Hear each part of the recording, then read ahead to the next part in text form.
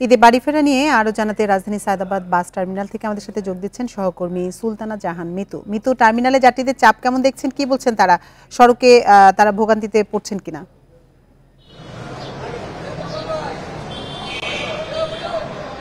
মহাসড়কগুলোতে এখনো যানজট তৈরি হয়নি, তাই ঢাকা থেকে যেসব যাত্রীরা ঢাকার বাইরে তাদের বাড়ির উদ্দেশ্যে যাচ্ছেন তারা এখনো ভোগান্তিতে পড়েননি। তারা নির্ধারিত সময়ে গন্তব্যে পৌঁছেছেন এমন কথাই আমাদেরকে জানিয়েছেন বাস মালিকরা। আর এখানে যাত্রীদের সাথেও কথা বলেছি, ভোগান্তি এখনো তেমনভাবে কেউ ভোগান্তির মুখোমুখি হচ্ছেন না, কেননা যেহেতু এবার ঈদের ছুটি লম্বা হওয়ার কারণে যাত্রীরা শুরু থেকেই ভেঙে ভেঙে যাচ্ছেন। তাই ধারণা করা হচ্ছে এবার ঈদে প্রতিবারের যে ভোগান্তি হয়, ভোগান্তির চিত্র আমরা দেখি তেমনটা আমরা দেখব না। আরেকটি বিষয় যে ফিটনেসবিহীন গাড়ি যেন না চলে বা টিকিট কালোবাজারি সহ অতিরিক্ত ভাড়া যেন আদায় করা না হয়, সেজন্য কিন্তু আইনশৃঙ্খলা বাহিনীর বিশেষ মনিটরিং টিম মাঠে আছে তেমনটি আমরা জানি।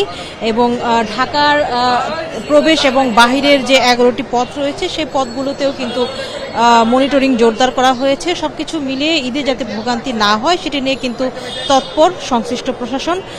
এর আগে আমরা ট্রেনের ঈদ যাত্রা দেখছিলাম, সেখানেও আমরা ভোগান্তি দেখিনি, সেখানেও টিকিট চেক করে ঢোকানো হচ্ছিল যাত্রীদের কমলাপুর রেলওয়ে স্টেশনে।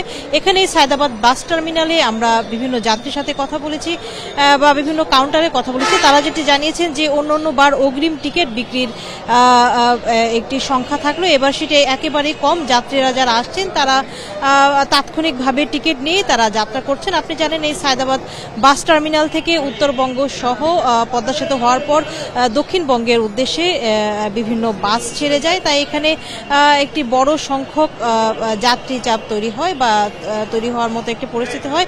কিন্তু এবার সেটি একেবারেই দেখছি না। তার কারণ হচ্ছে ঈদের এই লম্বা ছুটি এবং যাত্রী ভোগান্তিও তেমন নেই। অনেক যাত্রীর সাথেও কথা বলেছি, তারাও যেটি বলছেন যে ঈদ যাত্রা এবারে স্বস্তির হতে যাচ্ছে এবং প্রত্যাশা করছেন ঈদ যাত্রা স্বস্তির সাথে সাথে মহাসড়কে যেন কোনো ধরনের দুর্ঘটনার মুখোমুখি তারা না হন, তেমনটি তারা প্রত্যাশা করছেন।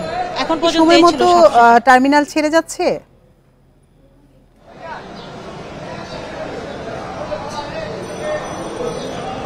বাসগুলো সময় মতোই টার্মিনাল ছেড়ে যাচ্ছে, তবে যেটি আসলে উল্টো চিত্র এবার দেখছি। এবার বাসগুলো অপেক্ষা করছে যাত্রীর জন্য, যাত্রী বোঝাই হওয়ার জন্য। পুরো আসনগুলো পরিপূর্ণ না হলে কিন্তু বাসগুলো ছাড়তে পারছে না, তো সেই চিত্রটি আমরা দেখছি। এখানে যাত্রীরা যারা আসছেন অনেকেই সাথে সাথে চলে যাচ্ছেন, তবে ভিড় বা ভোগান্তির যে চিত্র সেটি আমরা দেখিনি। আর এখনো যেহেতু পুরোপুরি যাত্রা শুরু হয়নি আমরা বলতে পারি, তাই বাড়তি ভাড়া আদায়ের কোনো অভিযোগ কিন্তু এখন পর্যন্ত এখানে পাইনি এই সায়দাবাদ বাস টার্মিনালে। রাজধানী সায়দাবাদ বাস টার্মিনাল থেকে ঈদ যাত্রা সবশেষ তথ্য জানাচ্ছিলেন আমাদের সহকর্মী সুলতানা জাহান মিতু। এই ঈদে দেশ জুড়ে কেনাকাটার ফুর্তি হবে শুধু বিকাশে, সাথে ডিসকাউন্ট কুপন, ইনস্ট্যান্ট ক্যাশব্যাক।